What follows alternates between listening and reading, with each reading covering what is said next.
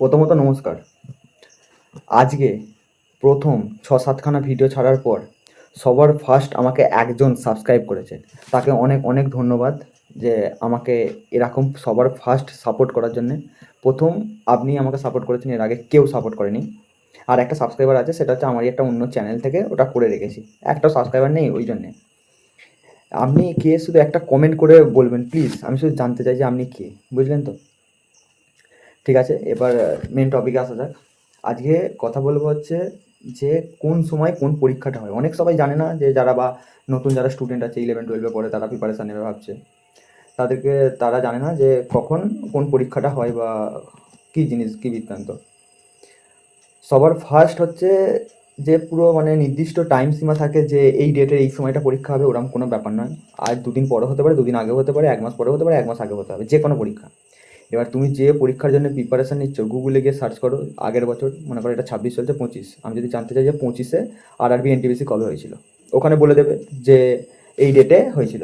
সেই ডেটটা মানে মাথায় রেখে তুমি একটা আইডিয়া করে নেবে যে সেই সময়টা পরীক্ষাটা হবে, সেই বুঝে তোমাকে প্রিপারেশান নিতে হবে।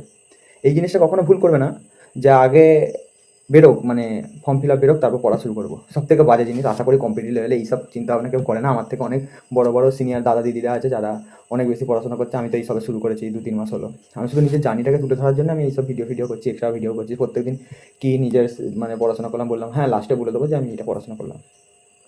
ঠিক আছে ভাইরা বা বোনেরা, যারা পড়তে চাইছো বা কিছু একটা চাকরির পরীক্ষাকে টার্গেট করছো, ইউটিউবে অনেক সময় ভিডিও দেখো এই সেই, অবশ্য আমিও বলে দেবো প্রত্যেক ভিডিও যে কোন কোন যোগ্যতা লাগে, কতটা ডিগ্রি লাগে, কী কী ক্রাইটেরিয়া থাকে, সবই বলবো আস্তে আস্তে। এই তো সবে শুরু করেছি, সব বলবো।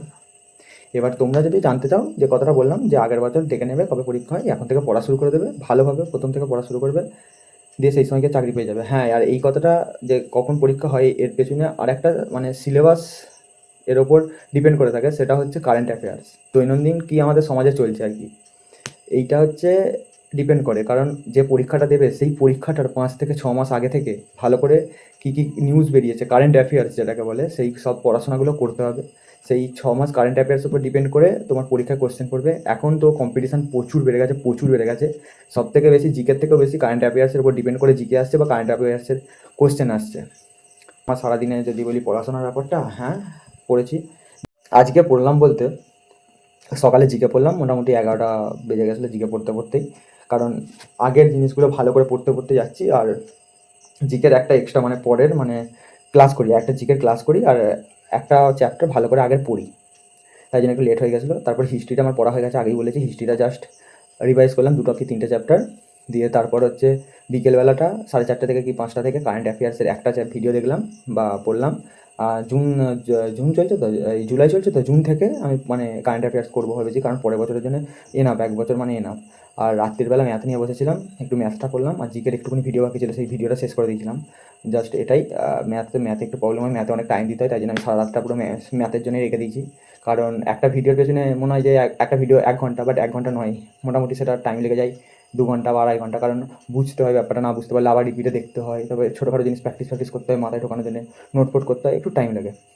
ঠিক আছে, তোমাদের আরেকটা কথা বলি, যে হয়তো আমার ভিডিও এখন কেউ দেখো না, যদি যখন থেকে কেউ দেখবে, যে কোনো প্রশ্ন মাথায় এলে আমাকে বলবেন, সেটা নিয়ে ভিডিও বানাবো, কোনো ব্যাপার নেই, ঠিক আছে?